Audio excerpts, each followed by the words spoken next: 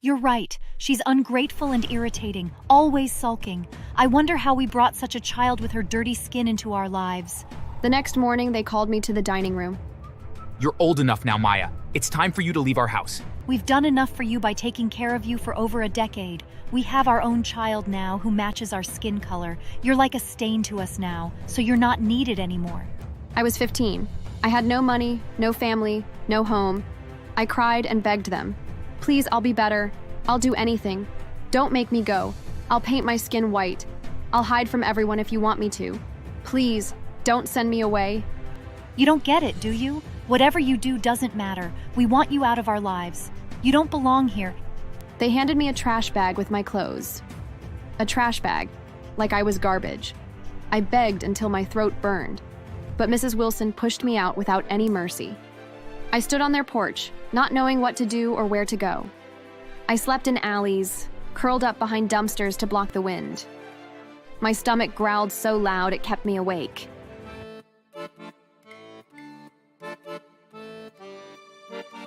I was 4 when the Wilsons took me in. I was a little black girl with tight braids and a heart full of trust. They were white, wealthy, and childless.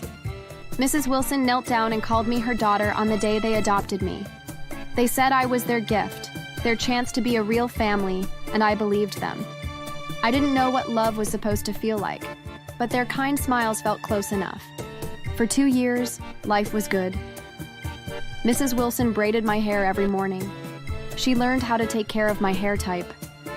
Mr. Wilson taught me to ride a bike, running beside me, cheering when I pedaled without falling. They took me to church, dressed me in beautiful dresses, and showed me off to their friends. "Our Maya," they'd say with pride, and I'd beam, feeling like I belonged. I was their daughter. Then everything changed.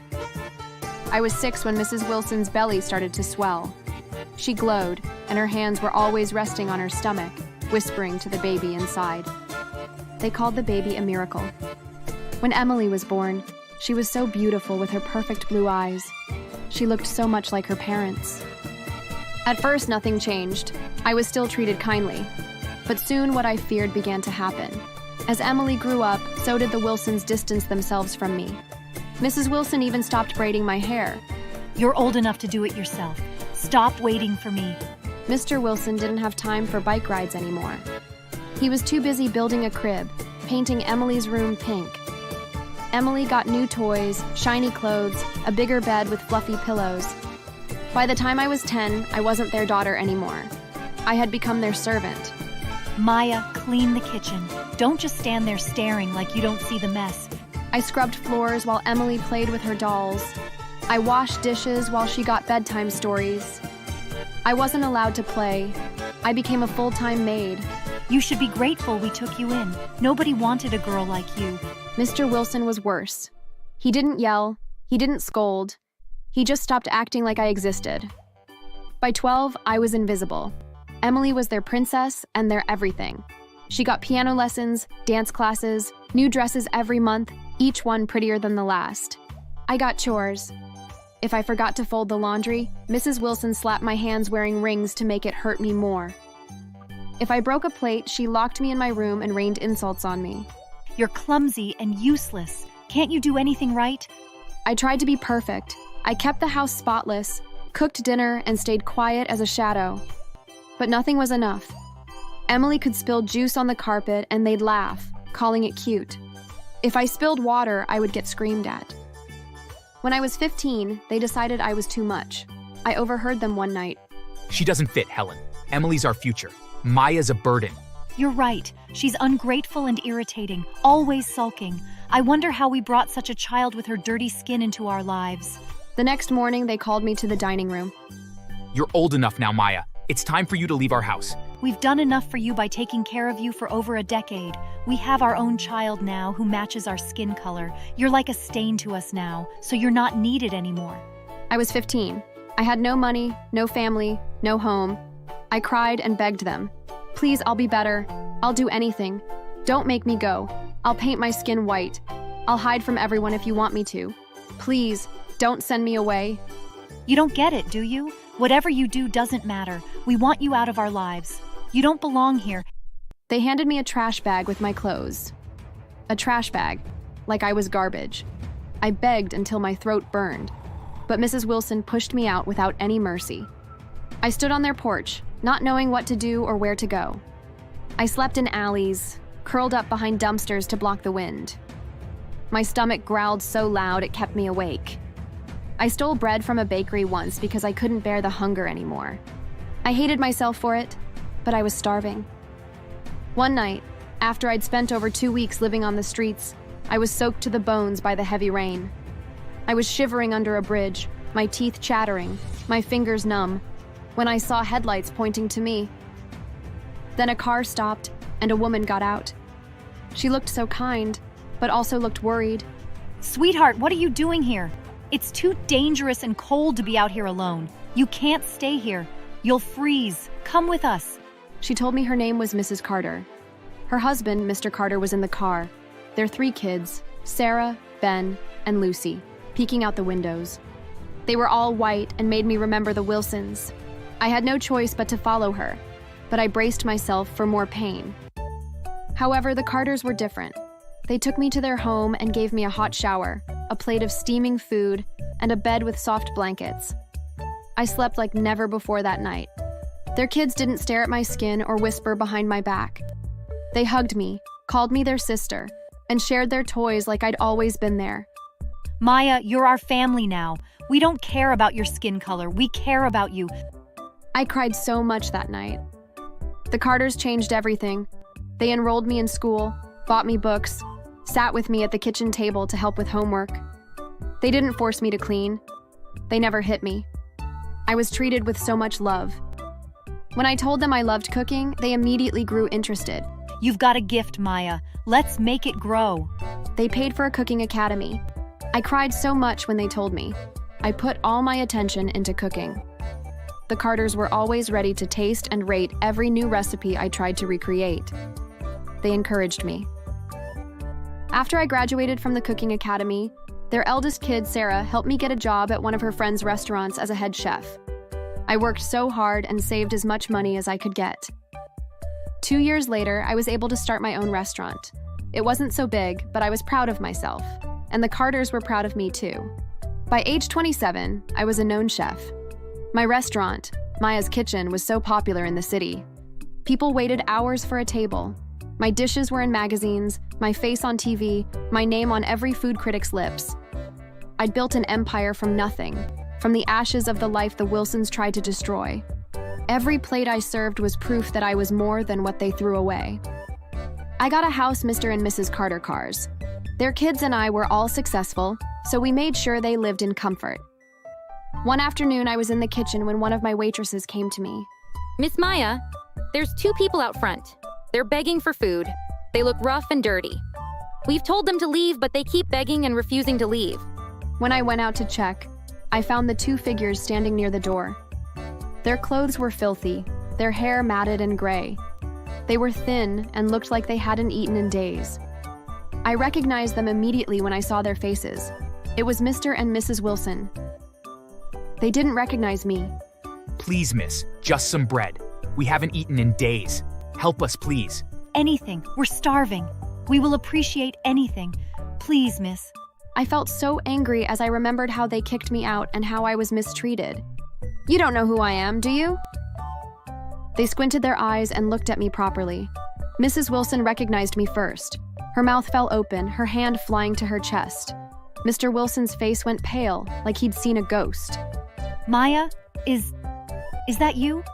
How did you... How did I survive? After you threw me out? After you left me to die? Look at me now.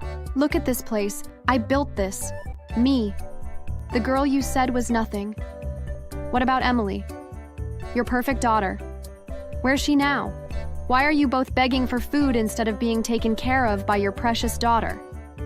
Well, unfortunately, Emily's a mess. She got out of hand and started living a wayward life. I guess we spoiled her too much to be able to discipline her before she got out of hand. She has 3 kids, each from a different father. She drinks every day, Maya, all the time. She's irresponsible, reckless. She ruined us. As we speak, she's serving 2 years in prison for drinking and driving and hitting a child.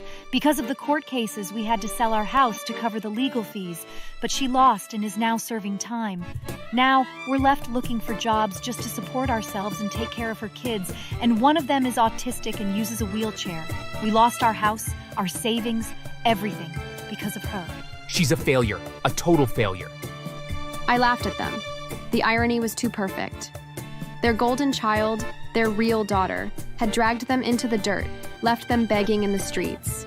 And me, the black girl they hated, the one they called useless, I was standing tall, my name on every tongue in the city, my restaurant a beacon of success. You deserve this, every single bit of it. You treated me like I was less than nothing. You chose her over me, and look where it got you, begging in my restaurant. My restaurant. Mrs. Wilson sobbed, her hands clutching her tattered coat. Maya, we're sorry. We didn't know. Sorry? You're sorry now because you're hungry? Because your precious Emily destroyed you? You weren't sorry when you kicked me out of your lives. You weren't sorry when I was starving, sleeping in alleys, fighting to survive. I could have been killed on the streets, but you didn't care. Get out. Mrs. Wilson reached for me with her trembling fingers. Please, Maya, just some food. We know we offended you greatly, but we're sorry. Please, Maya, we're begging you. No, you don't get to beg me. You don't get to stand in my world and ask for anything. Get out of my restaurant, and don't ever come back. If you do, I'll call the police. They stood there frozen, like they couldn't believe the girl they'd thrown away was now the one with power. Are both your ears not functioning anymore? I said, leave. Now. They turned away with their heads bowed in shame and walked away. Mr. Wilson stumbled and almost fell. They both looked so weak as they left, but I felt zero pity for them. They'd tried to break me, to erase me, but I'd won. I'd built a life they could never touch, a legacy they could never claim or benefit from. Emily was their punishment, their failure staring them in the face every day. And me? I was their regret and their shame. They'd spend the rest of their miserable lives wishing they never threw me out that night. After a few weeks, I hired someone to propose a fake job offer to Mr. Wilson and his family, an offer to move to a new state. The job came with a car, a house, and a high salary. It was too good to be true. But they stupidly believed it and used their remaining savings to book a one-way ticket to that town. Now, they're stuck there. To add salt to the injury, I anonymously shared their phone numbers online, listing Mr. Wilson as a plumber and Mrs. Wilson as an escort. I can only imagine the amount of calls they're getting now. Thanks for watching. Please subscribe.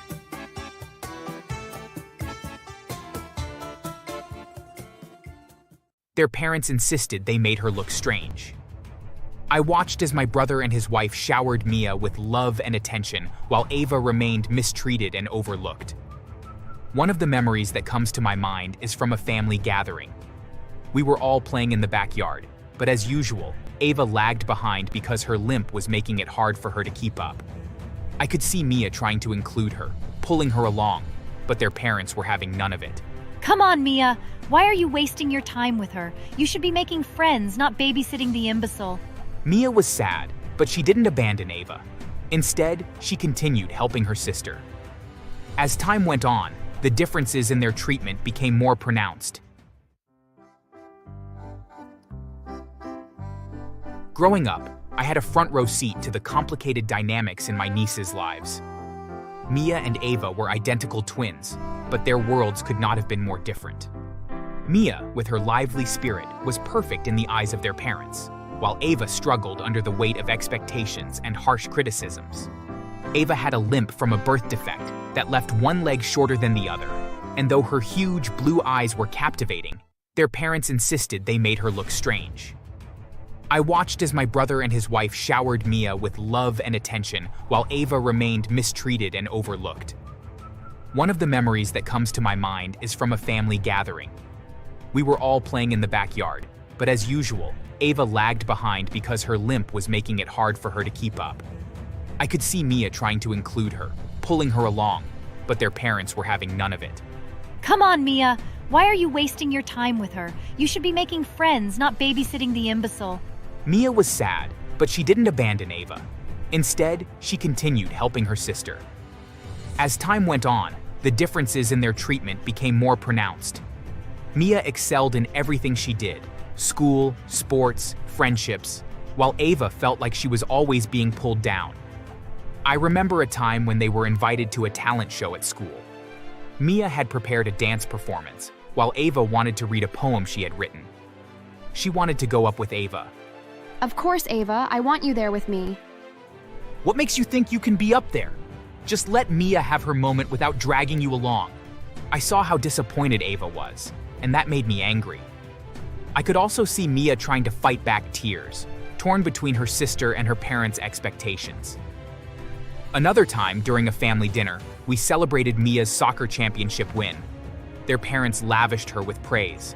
Mia, you were incredible. You've worked so hard and it shows. That's how a true child of mine behaved. Our little superstar, we're so proud of you. We're so glad to have you. If we only had Ava as a child, it would have been so sad and boring. I looked at Ava and saw tears in her eyes. But I got an A on my science project. That's nice, Ava, but it's not the same. You should learn from Mia how to truly excel. She tried to smile as she nodded, but I knew she was screaming within herself. I could just tell her heart was heavy. The favoritism continued to be evident, especially during holidays. One Christmas, their parents decided to decorate Mia's room with elaborate decorations, while Ava's remained untouched. Can I help decorate my room too, please? I don't need much. Whatever you give to me is fine. Ava, your room doesn't need all that. Just focus on Mia's. She's the one who deserves the spotlight. What will you even do if we decorate your room? Limp around? How can we even let you decorate it yourself?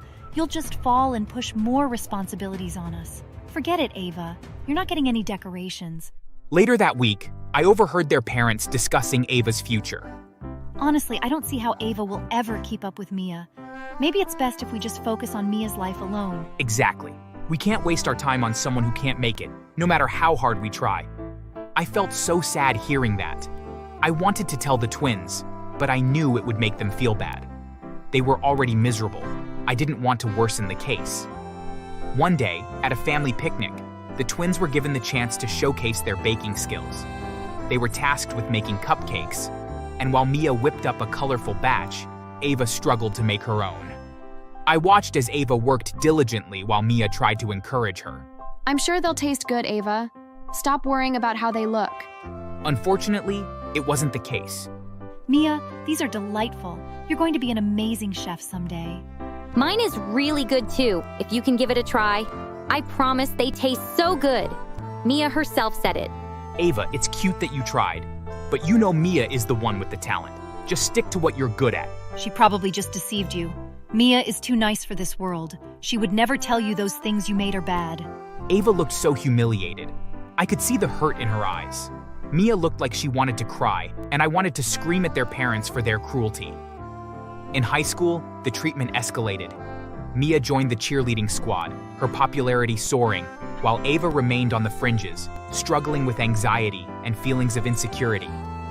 After one of Mia's performances, her parents celebrated with her. That's my girl. I always knew you were destined for greatness. Oh, how I wish you were my only child. You're the only one who makes me proud, darling. Dad, I got an award as the best math student. What about that? Didn't it make you proud? Oh, sweetie, that's nice and all, but it's not the same. Cheerleading is so much more impressive. Math award? That's so basic and boring. One winter, we had a family ski trip, and while Mia was cheered on by their parents for her skills on the slopes, Ava was met with skepticism. Are you sure you can keep up, Ava? I don't want you holding anyone back. Ava nodded, but I knew her confidence had been shattered, and they hadn't even stepped onto the slopes yet. When they did, I watched as Mia glided effortlessly down the hill, while Ava moved slowly and cautiously. When Ava fell, her parents laughed at her. So lazy. Just get up, Ava. Mia would have bounced back by now. Stop being weak. While Mia continued to receive praises from them, all Ava could do was struggle to keep up. Over the years, Ava's spirit was brought down by her parents' hurtful words, but Mia was always there for her. She would often sneak away to comfort Ava after their parents' cruel remarks. You're amazing, Ava. Don't let them get to you. You have so much to offer. They're just being ridiculous comparing us. We're both better in our own fields. Don't let them make you forget that. Mia's words were encouraging, but the constant comparisons and neglect took their toll on Ava. By the time their parents decided to move abroad, Ava felt utterly broken, battling depression and anxiety. Their parents had received a job offer abroad. "We're moving to a new city, and we're only taking Mia with us. Ava can remain here. We're not used to her anyway, and she definitely would be a burden if we take her." No, you can't just take one of us. We're twins. How can you do this to us? Please don't leave me. I'll do better, please. Mia will teach me how to be better. You don't understand. Mia has a future ahead of her, and we can't have you being a bad influence on her. We can't have you being a liability to our child when she's just about to begin her life. The heartless rejection left both girls feeling devastated and hopeless. Their parents packed their bags and left, abandoning Ava with me without a second thought. "Hey Sam, since you love kids and don't have any of your own, stay with this disabled Ava while we go work abroad for a while." It's true, I was never married and never had a child, but I adored kids. I took Ava in as my own daughter. Though she was sad, I encouraged her and cared for her deeply. After they left, Mia would call every week, sharing stories about her new life abroad. I miss you so much, Ava. I wish you were here. Despite the distance, the bond between the twins remained strong. They would talk about their dreams, their fears, and the unfairness of their situation. Ava, through the encouragement and kindness of her twin, worked hard and eventually became a medical doctor, proving her parents wrong in every possible way. While Mia started a cosmetic company. Years passed, and it was time for Ava to get married. Her husband was a kind and wealthy man who treated her with the love and respect she deserved. On the day of her wedding, Mia flew in from abroad to be her bridesmaid. The excitement was so contagious, and for once, Ava felt truly happy. But just as things seemed perfect, her parents showed up uninvited. Ava, we're so sorry for coming late. How come no one told us? It was so crazy how they were trying to act like everything was fine after everything they did to the twins. No one told you both because no one wants you here. How dare you come uninvited? Oh, sweet dear, forgive us. We were stupid. Now we see everything. Can you ever forgive us? Please forgive your parents. My parents?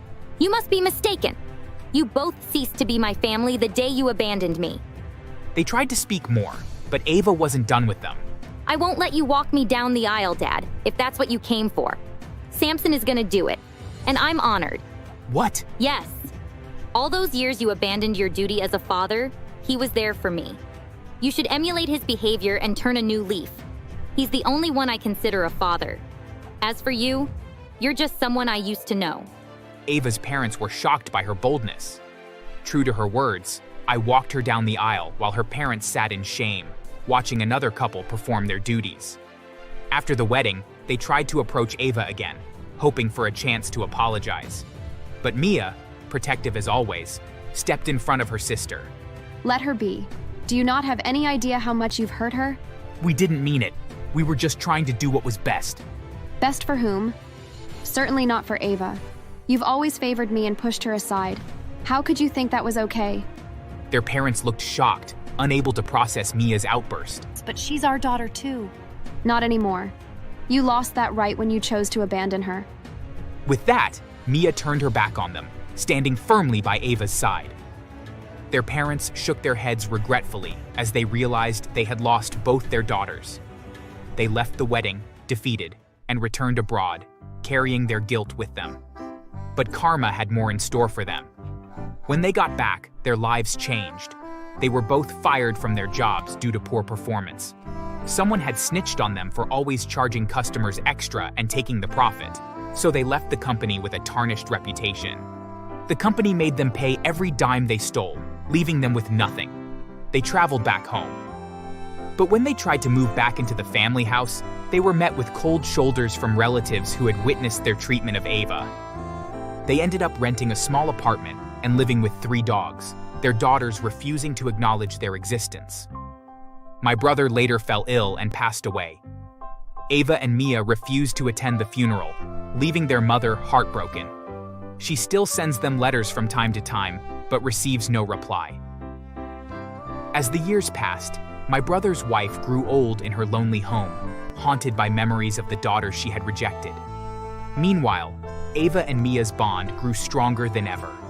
Every weekend, they come over to my house and we catch up like one big family. I'm now like a father to them, and I am happily married with a daughter. Ava and Mia love my daughter so much and often spoil her with expensive gifts. Thank you for watching. Be sure to subscribe and leave a comment below saying, "I subscribed," and we'll do our best to reply to your comment. I went to my desk quietly and tried to focus, but they didn't let me. They started sending me on pointless errands, asking me to get coffee, run down to the lobby to check deliveries, pick up lunch even when it wasn't my job. I wanted to say no, but whenever I refused, they threatened me. You're lucky you even got your job back. Next time you argue, I'll make sure you lose it. You think the manager likes you? He almost fired you. Watch yourself. They insulted me every chance they got. They called me names, mocked my clothes, and even messed with my desk. Sometimes, I would come back from a break and find my chair missing, my papers torn or missing. They laughed when I reacted. Every day became harder. I was constantly anxious. My stomach hurt all the time. I barely slept. Every morning, I sat on my bed staring at the wall, trying to gather strength just to go in.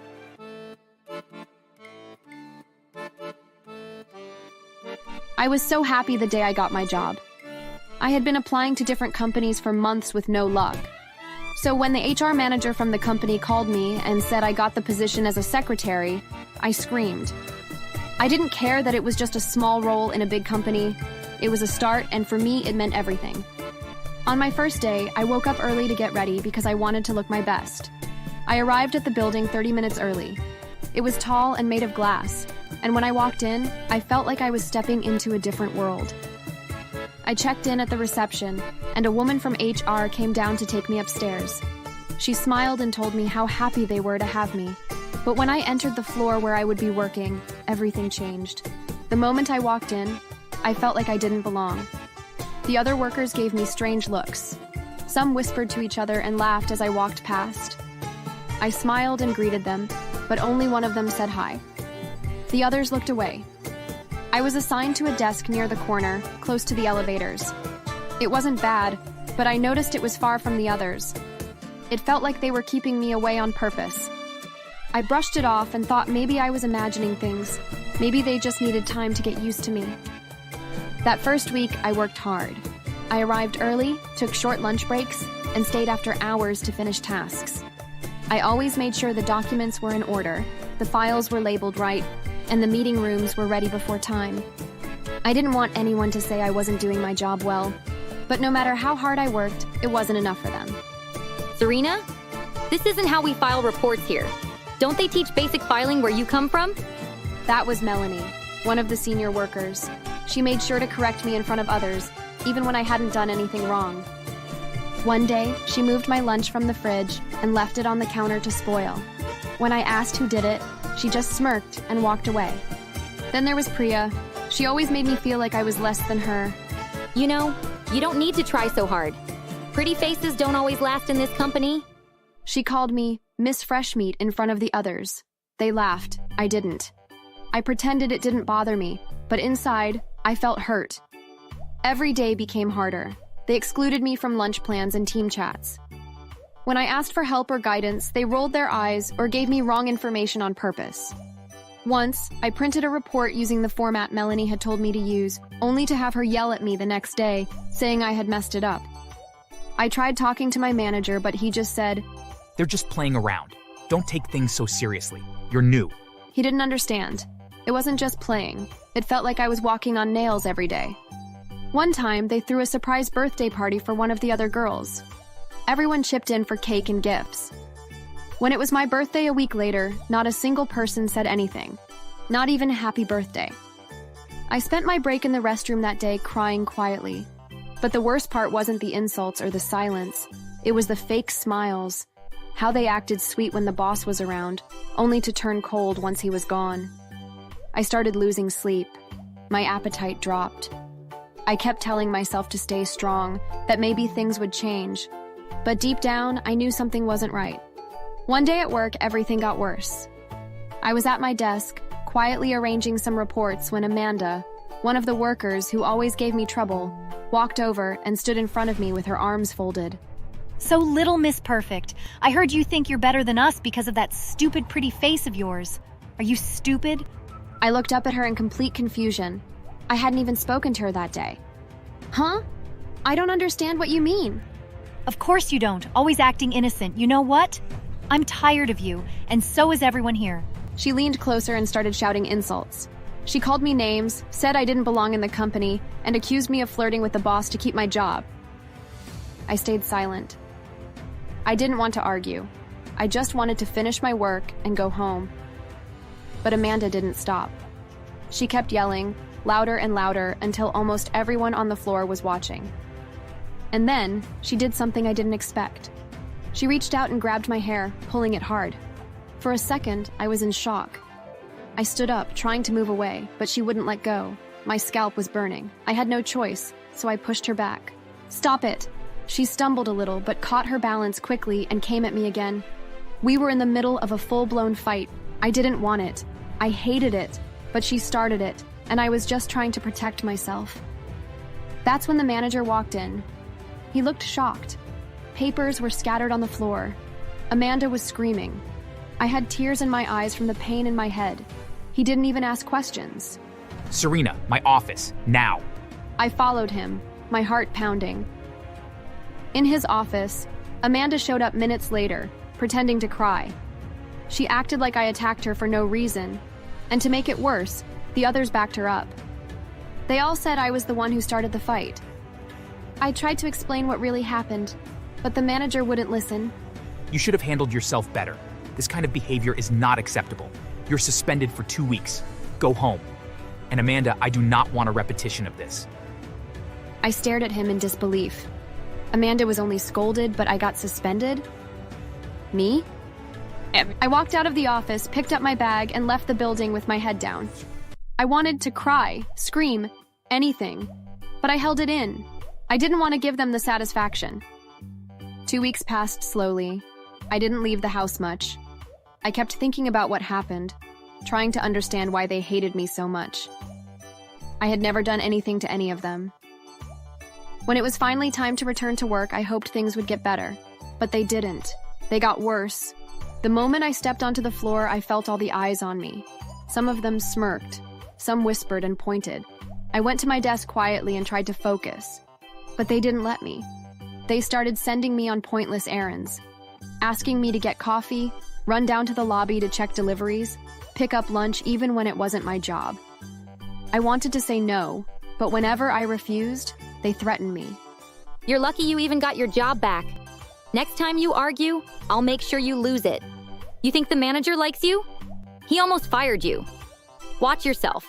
They insulted me every chance they got. They called me names, mocked my clothes, and even messed with my desk. Sometimes, I would come back from a break and find my chair missing, my papers torn or missing. They laughed when I reacted. Every day became harder. I was constantly anxious.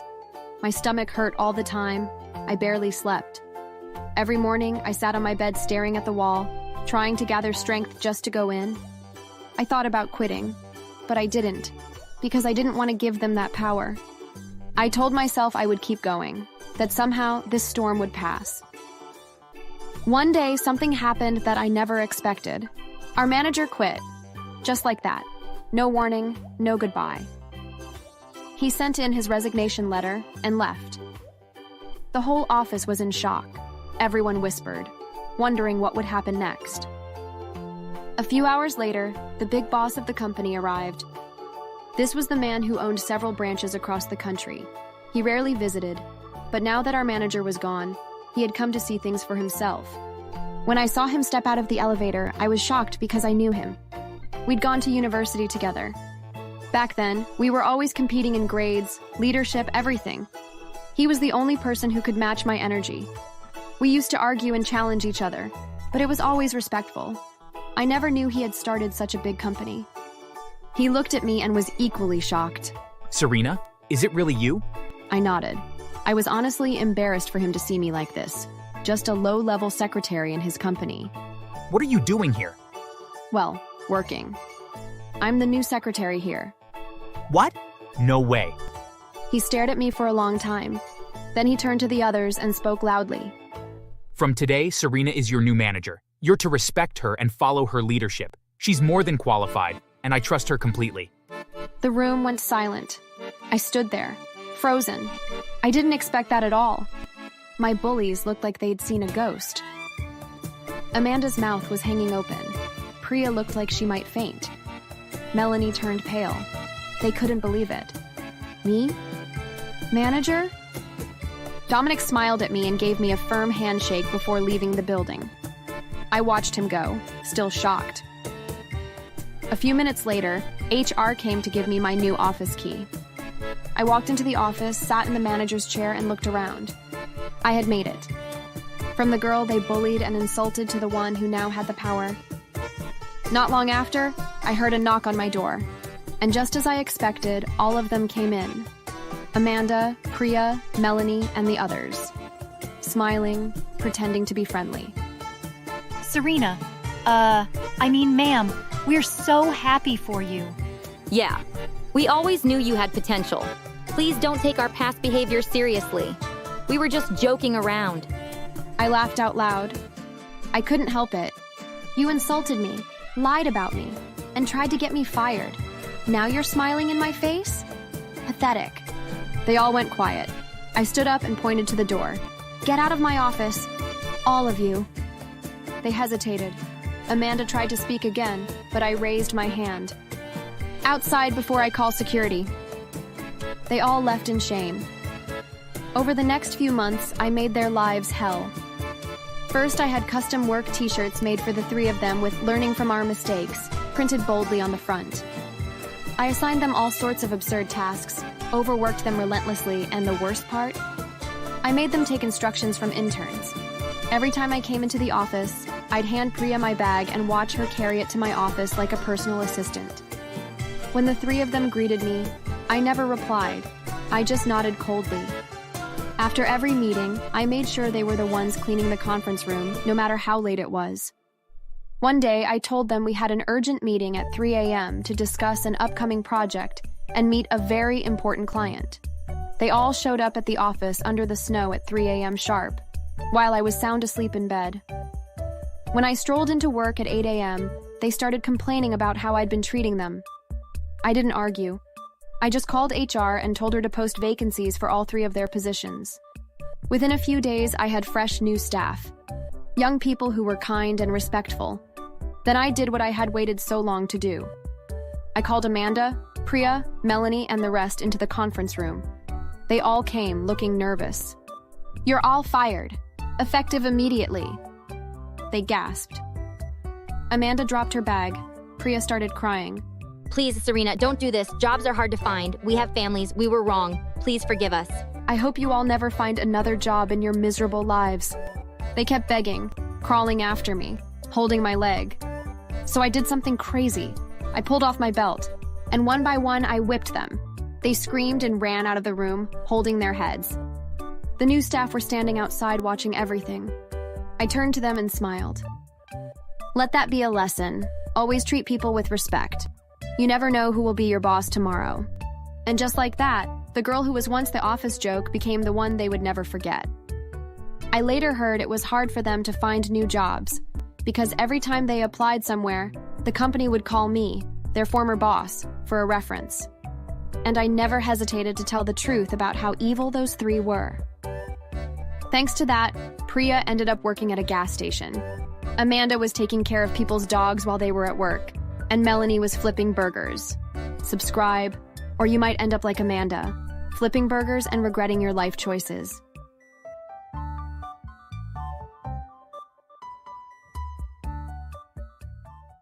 But I knew the monster beneath. He pushed past the security guard and stormed toward me. Dorothy, you can't do this. You belong with me. This guy doesn't know you like I do. You're mine. I took a deep breath and assured myself. I wasn't his prisoner anymore. I was done being afraid. Jake, you don't own me. You never did. I'm marrying Tom because I love him, and he loves me. He respects me, unlike you. You need to leave, or the police will make you. Jake's face flushed even more.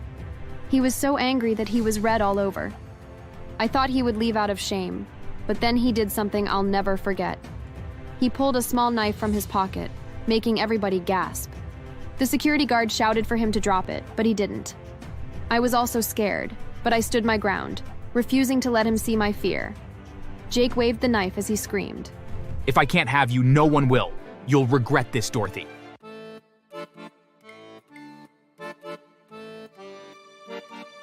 I was 22 when I met Jake. I was fresh out of college, full of dreams, and working at a coffee shop to pay the bills. He came in one rainy afternoon, looking so charming and confident. His smile made my heart skip a beat. He was so attractive. He ordered a black coffee and asked my name. I blushed because a handsome guy was asking for my name. It only meant that he thought I was attractive too. Anyway, I told him it was Dorothy, and he said it was the prettiest name he'd ever heard. I didn't know then that his charm was a trap. Jake came back every day after that. He'd sit for hours, watching me work, asking about my life. He was 28 then, with a good job at a car dealership.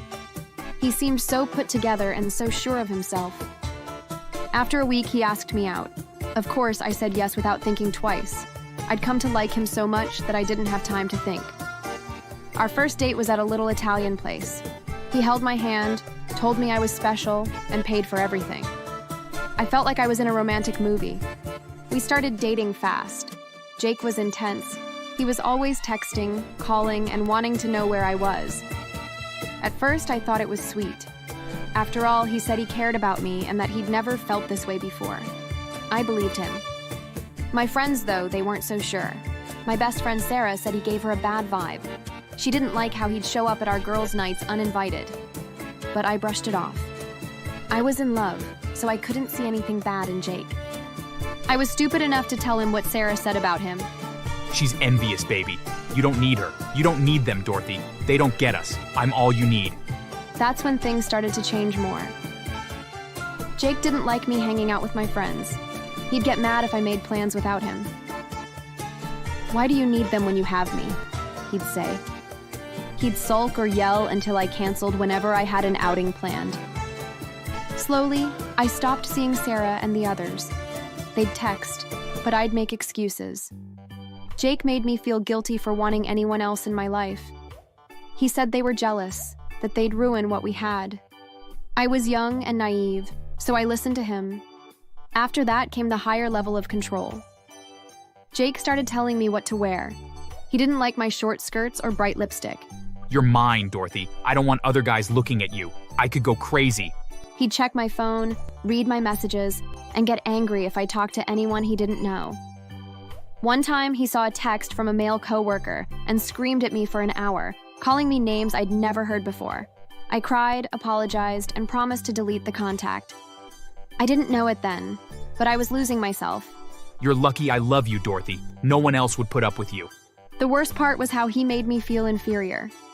He'd tell me I was nothing without him, that I'd fail if I tried to leave. I started believing it. My world shrank to just Jake. No friends, no family, just him. I quit my job at the coffee shop because he said it was beneath me. Really, he just didn't want me around other people. I moved into his apartment, and that's when things got really bad. Jake became paranoid. He'd lock the door and hide the key when he left for work. He'd check the mileage on my car to make sure I hadn't gone anywhere. If I was 5 minutes late coming back from the grocery store, he'd accuse me of cheating. Once when he saw me thanking a security guard at the grocery store, he grabbed my arm so hard it left a bruise, thinking I was cheating with the guard until I explained to him. He apologized after, crying and saying he just loved me too much and didn't want anyone else to have me. I forgave him because I didn't know what else to do. The breaking point came a year into living together. I was 23 and I barely recognized myself. I was jumpy, quiet, always scared of making him mad. One night he got drunk and threw a glass at the wall because I forgot to buy his favorite beer. It shattered near my feet and I screamed in fear. That's when I realized that I couldn't live like that anymore. The next day, while he was at work, I packed a bag. I didn't have much anyway, just some clothes and my old college ID. I left my phone so he couldn't track me. I took a bus to Sarah's house, which was 3 hours away. When I showed up at her door, shaking and crying, she didn't even ask questions. She just hugged me and let me in. You're safe now, Dorothy. He can't hurt you anymore. Staying with Sarah saved me. She helped me get a job at a bookstore and a cheap apartment. I went to therapy, learned about abusive relationships, and started rebuilding myself. It wasn't easy. I had nightmares about Jake finding me. I'd check the locks on my door 10 times a night. But slowly, I started to feel like Dorothy again. 2 years later, I met Tom. He was a regular at the bookstore, always buying history novels and making shy small talk. He was very kind and always spoke to me and anyone else very gently.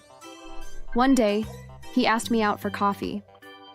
I was nervous because I was still scarred from Jake's behavior, but I said yes because I thought giving another man a chance was a part of healing. Luckily, it turned out that Tom was everything Jake wasn't. He always listened to me, he never pushed me into doing anything I didn't want, and he joined me in celebrating my successes, like when I got a promotion at work. He made me feel safe, like I could breathe again. He assured me whenever I doubted myself. Dorothy, you're the strongest person I know. I'm lucky to be with you. Don't give up, okay? You'll be fine. 6 months after being in a relationship, Tom proposed. It was simple, just us at a park near my apartment. He knelt, held out a ring, and said he wanted to spend his life with me. I couldn't stop my tears as I said yes. I felt so happy with how things were going. We planned a small wedding by a lake. Sarah was my maid of honor, and everything was perfect. Well, until Jake came back. I don't know how he found out about the wedding. Maybe he'd been stalking me online, digging through social media, or heard through old mutual friends. But on my wedding day, as I was getting ready in the bridal suite, adjusting my veil, I heard a commotion outside. Sarah burst in, looking so pale like she'd seen a ghost. Dorothy, it's Jake. He's here and he's trying to get in. What do we do? My heart literally stopped. I thought I'd escaped him forever, but there he was, crashing the happiest day of my life like the bastard that he was. I peeked out the window and saw him at the venue gate, arguing with the security guard. He was yelling my name, his face red, looking so red, and his eyes like a crazy man. A few years back, I'd have been scared and almost even peed my pants. But I wasn't that girl anymore. I was stronger now, and I wouldn't let him ruin this.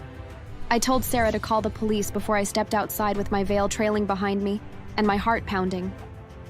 Jake saw me and couldn't move anymore. For a split second, he looked like the stupid, charming guy from the first day I saw him. But I knew the monster beneath. He pushed past the security guard and stormed toward me. Dorothy, you can't do this. You belong with me. This guy doesn't know you like I do. You're mine. I took a deep breath and assured myself. I wasn't his prisoner anymore. I was done being afraid. Jake, you don't own me. You never did. I'm marrying Tom because I love him, and he loves me. He respects me, unlike you. You need to leave, or the police will make you. Jake's face flushed even more. He was so angry that he was red all over. I thought he would leave out of shame, but then he did something I'll never forget. He pulled a small knife from his pocket, making everybody gasp. The security guard shouted for him to drop it, but he didn't. I was also scared, but I stood my ground, refusing to let him see my fear. Jake waved the knife as he screamed. If I can't have you, no one will. You'll regret this, Dorothy. Tom, who'd been helping set up chairs inside, finally heard the commotion and ran out. He saw Jake with the knife and didn't hesitate to step between us, using his body to shield me. I felt so happy. He knew about Jake because I told him. Put the knife down, Jake. You're done here. Jake laughed like a maniac and immediately lunged at Tom. But Tom was faster. He dodged the attack, grabbed Jake's wrist, and twisted until the knife fell to the ground. The security guard immediately tackled Jake, pinning him as he thrashed and screamed. Fortunately, the police arrived seconds later and yanked Jake to his feet, handcuffing him as he spat curses uncontrollably. Jake's screams were the only sound everyone could hear as we watched him get dragged to the patrol car. The next day, when I went to the station, the police later told me they found a burner phone in his car, filled with photos of me. Some were taken outside my apartment at work, even at the park where Tom proposed to me. I couldn't believe that he'd been stalking me for months, planning to ruin my wedding. They also found a restraining order from another ex-girlfriend he'd harassed. This time, with the weapon and the public scene, he was facing serious charges like attempted assault with a deadly weapon, stalking, and violating parole from a prior arrest. Jake was sentenced to 16 years in prison after spending 2 weeks in the cell. Of course, I made sure he was tortured every day while he was there. Tom was kind enough to give me the money I bribed the cops with. In prison, I heard that he wouldn't stop screaming my name, claiming I was his, vowing to kill me and himself. He told anybody who cared to listen that Tom came and took me away from him. I heard that the other convicts made fun of him regularly. One day, in a deranged fit, he smashed a stone against his head because he believed that he'd die, and his death would unleash his ghost to haunt me. But he didn't die. The action paralyzed him, confining him to a wheelchair for life. From his cell, he begged to speak to me every day, pleading for forgiveness. In response, I sent him a box of dead rats with a note. "This is what you are to me now." He sealed his fate all by himself. My marriage with Tom will be 6 years in a few months. We already have 2 lovely kids together and we're living happily. Thanks for watching. I stared at them in disbelief. It was like they didn't even care. They were sitting there, laughing, like this was all some kind of joke. Sometimes it takes a little bit for my body to react, but I suddenly felt my throat tightening. You guys know I could die, right? Dude, we're not trying to kill you. Stop being such a baby. My throat was closing up, and I rushed over to my backpack and pulled out my EpiPen and used it. I instantly felt relief and could breathe again. But I still needed to go to the hospital as the EpiPen would only give me a short window of relief. I need to go to the hospital before the drugs wear off. Can one of you drive me? Why? No way, you can drive yourself. Yeah, and on your way back, be sure to grab some more beer. And don't buy the cheap stuff, Kenny. Something snapped in me then. All the years of putting up with their crap, all the insults, the jokes, the way they'd taken advantage of me, it all came crashing down in that moment. They didn't care about me. They never had. They just liked having someone around to kick when they were bored. It's funny how long you can put up with people treating you like crap before you realize you've had enough. I guess I just never saw myself as the kind of guy who would stand up for himself. My friends, if you could even call them that, knew that too, and they used it against me every chance they got. For the longest time, I let it slide. I let them get away with everything, telling myself it wasn't a big deal, that it was just how friends act. Hi, my name is Kenny, and this story is about how I finally grew a backbone and stood up for myself. Looking back now, I can see how toxic the whole thing was, how stupid I was to let it get as bad. And when I say bad, I mean life-threatening. They nearly killed me. It started years ago when I first met Ryan. He was funny, charismatic, the life of every party. He had this way of making you feel like you were special just by being around him. And I guess that's why I got sucked in. When he introduced me to his friend group, Ethan and Zoe, it felt like I'd found a place where I belonged. I was never the most confident guy, and being part of their group made me feel important, like I had value just by association. But there was a price. It began with small things. If we were all hanging out at Ryan's place, I'd always be the one who had to make the beer run. Ethan would throw me his keys with a smirk. Come on, Kenny, you don't mind, right? We'll pay for it next time. Oh, yeah, it's cool. I didn't mind, or at least that's what I told myself. I'd laugh it off, drive to the liquor store, and spend my own money because I didn't want to be the guy who complained. I mean, what was a few dollars between friends? Although I should have clued in since I was the only one that ever paid for beer when I was with them. Then there were the jokes. Every time we were out, Ryan would find some way to make me the punchline. Whoa there, Kenny. You better start hitting the gym, man. You look like a stiff breeze will knock you over. No wonder no women are interested in you. You look weaker than a kitten. It would bother me, of course, but they acted like it was just friendly ribbing. But after a while, I started to notice how often I was the target. And it wasn't just teasing, it was constant. They'd make fun of the way I dressed, the way I talked, even the fact that I didn't have a girlfriend. Zoe, who I'd had a crush on for years, would laugh and join in. Kenny, you're too nice. Girls don't like nice guys. You need to man up and stop being such a pathetic pushover. I'm smaller than you, and even I could beat you up. She's right, Kenny. And if Zoe doesn't think you're attractive, then no one ever will. I mean, Zoe pretty much likes all men. Shut up, Ethan. That's not completely true. I just like all men that aren't losers. But the worst part was, no matter how much it hurt, I didn't say anything. I thought if I just played along, eventually they'd respect me. Eventually, I'd be more than just the butt of their jokes. I thought I could prove myself somehow. And then I had the bright idea to start being assertive and to start standing up for myself in small ways.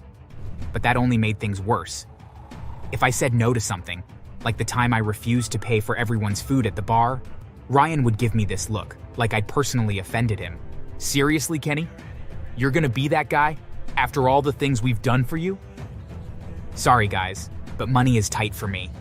And it really feels like I'm the only one that ever pays for stuff when we hang out. Don't be such a cheapskate, Kenny. God, you are such a whiny shit, haha. Every time I tried to assert myself, they'd find a way to make me feel guilty about it.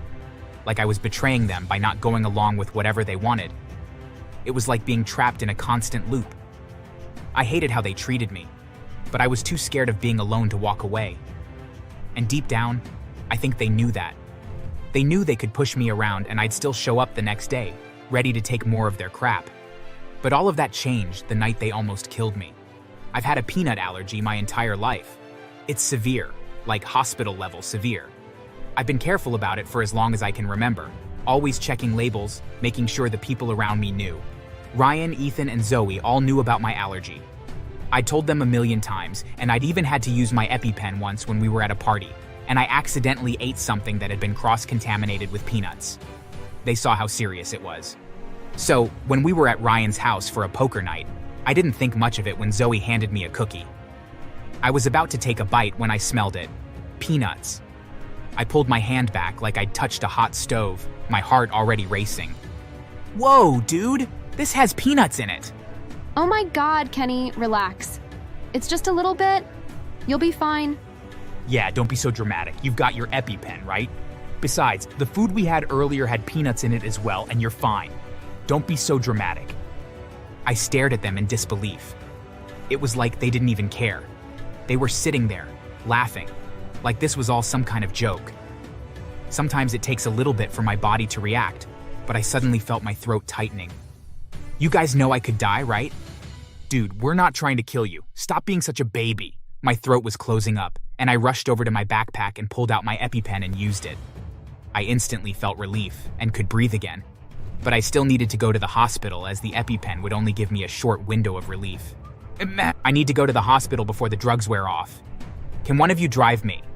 Why? No way, you can drive yourself. Yeah, and on your way back, be sure to grab some more beer. And don't buy the cheap stuff, Kenny. Something snapped in me then. All the years of putting up with their crap, all the insults, the jokes, the way they'd taken advantage of me, it all came crashing down in that moment. They didn't care about me. They never had. They just liked having someone around to kick when they were bored. I raced out of there and to my car and drove as quickly as I could. Behind me, I could hear them laughing at me and calling me names like weakling and loser. Thankfully, I got to the hospital and they were able to stabilize me, but it was close. That night, I lay in bed, my mind racing. I realized how much of myself I'd sacrificed just to be part of their group. They'd chipped away at my self-worth for years, and I'd let them. But not anymore. I wasn't going to be their punching bag, not ever again. At the same time, though, I wanted to make them pay for all the pain they had inflicted on me over the years. Over the next few weeks, I started plotting my revenge. It wasn't enough to just walk away. I needed to make sure they regretted everything they'd ever done to me. I knew how they operated, knew all their secrets, and I was going to use that against them. First, I started with Ryan. He prided himself on being the cool guy, the guy everyone looked up to. But what most people didn't know was that he was terrified of being embarrassed. He had this reputation to maintain, and he couldn't handle anything that might tarnish it.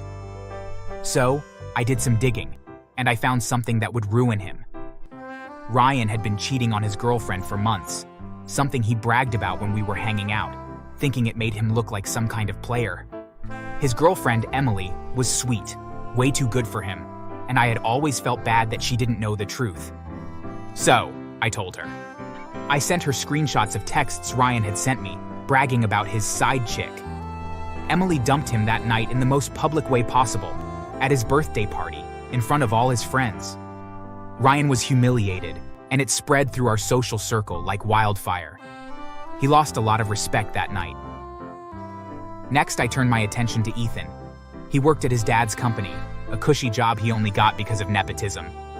Ethan liked to slack off, always showing up late and leaving early. He thought he could get away with anything because his dad was the boss. I knew one of his coworkers, a guy named Derek, who hated Ethan for always making him pick up the slack. I fed Derek some insider information, times Ethan had skipped out on important meetings, things he'd said about the company behind his dad's back. Derek used that info to report Ethan to his dad, and within a week, Ethan was demoted. He didn't lose his job, but he lost a lot of face. However, that wasn't really enough. He also had a gambling problem, something that had gotten worse over the years. I knew the guys he owed money to, and I anonymously tipped them off about where Ethan was one night. They showed up at his apartment, demanding the money he owed. Ethan had been avoiding them for months, and they beat him up pretty badly to make the point that they expected him to pay them what he owed. He was forced to sell his most prized possession, which was his car, to pay them off. As for Zoe, well, I knew she had her own secrets. She'd been trash-talking some of her closest friends behind their backs for months, and I had the receipts, literal text messages. I sent those to the group chat, and one by one, her friends confronted her, calling her out for being a two-faced liar. She lost almost everyone, and even got into a few fistfights with some of the women that she had really insulted. However, the real kicker was that Emily, Ryan's ex-girlfriend, found out that Zoe was Ryan's side chick. None of us in the friend group knew about it, but Emily had done some digging and had discovered it, and Emily not only keyed Zoe's car, but she also attacked her with a baseball bat and broke both of her legs as well. When all was said and done, none of them wanted anything to do with me, or each other. I don't think that any of them really knew that I was behind the sudden misfortune that befell all of them, but I didn't care. It was enough that I made them suffer for all the torment they had thrown my way over the years. They never spoke to me again, and I was more than fine with that. For the first time in years, I felt strong, like I'd taken control of my life. I'd spent so long letting them walk all over me, but now I felt sure of myself and confident. After that, I joined a baseball league. I wasn't really good at it, but I found some real friends there. People who valued me for who I was, not what I could do for them, and they showed me what I had been missing. I think the best was whenever I would be hard on myself for not playing well. They would encourage me and cheer me on. One of the guys on my team even asked if he could introduce me to his sister. He told me that he thought I was a great guy and that he wanted his sister to meet someone awesome. I have no idea if we'll hit it off, but the fact that he thinks I'm good enough for his sister makes me feel special. It feels pretty good, and makes me regret all the years I'd wasted being afraid, being passive. Never again.